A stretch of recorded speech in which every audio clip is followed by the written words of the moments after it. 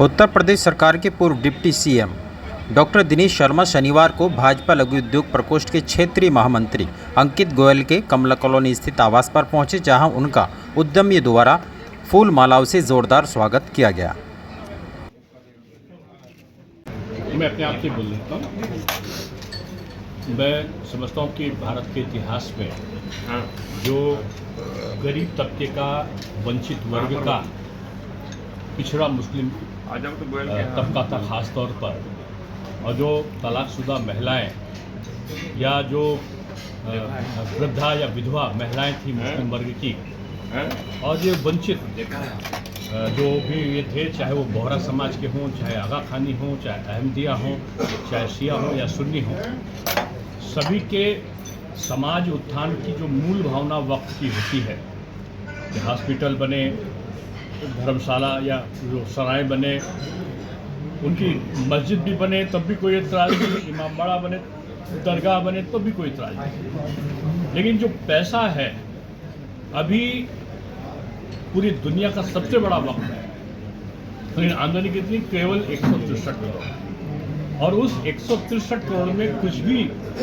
समाज की भलाई के लिए ना तो महिलाओं को वजीफा दिया गया जो देने का उसमें वादा था, ना ही उनको किसी प्रकार का कोई और सुविधाएं दी गई तलाकशुदा महिलाओं को या विधवा महिलाओं को।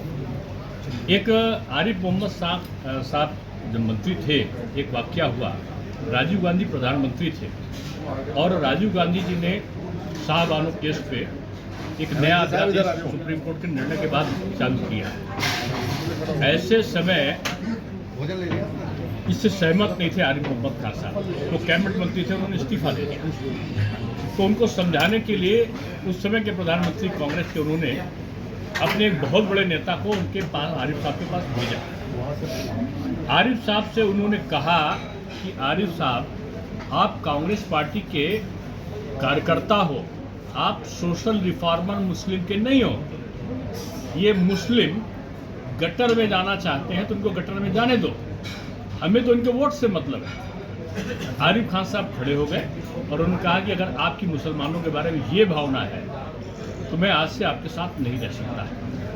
यानी जो कांग्रेस की सोच के कारण ही जो अल्पसंख्यक यानी खासतौर से मुस्लिम था, उसको ना तो उसकी संपत्तियों का उपयोग करने का अधिकार मिल पाया और ना ही उनकी शिक्षा के, उनके स्वास्थ्य का, उनकी सामाजिक उत्थान का कोई प्रयत्न किसी भी सरकार ने किया। मोदी जी ने इनका तुष्टीकरण नहीं किया है, लेकिन इनके सशक्तिकरण के लिए, इनके संतुष्टिकरण के लिए इस प्रकार का अध्यादेश आया है।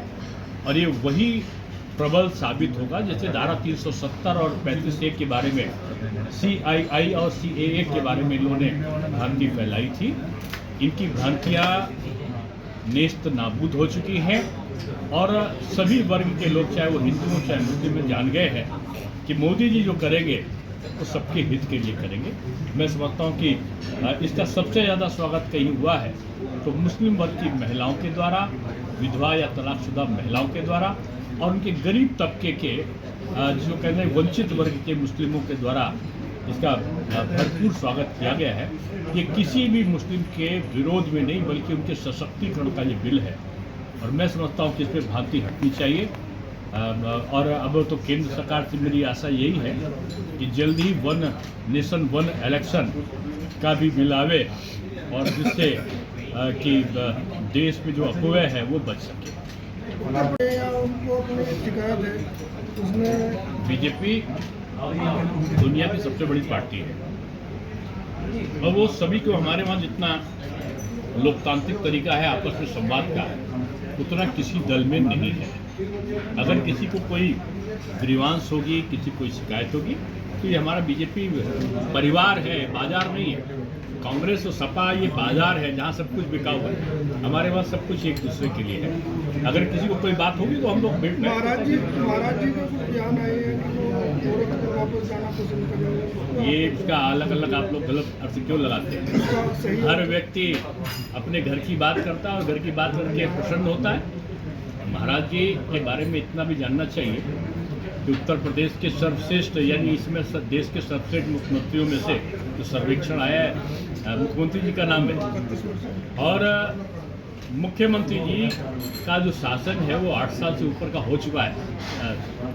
तो उनसे सबल मुख्यमंत्री मैं नहीं समझता हूँ कि अभी कोई और है और वो जब तक चाहेंगे तो उनके बारे में मैं क्या भविष्यवाणी कर सकता हूँ। वो जनता की पसंद है। भाजपा के कुछ संगठनों चुनाव की प्रक्रिया अब ये हमारा केंद्रीय नेतृत्व कर रहा है और जल्दी सभी जगह का घोषणा वो करेंगे सब।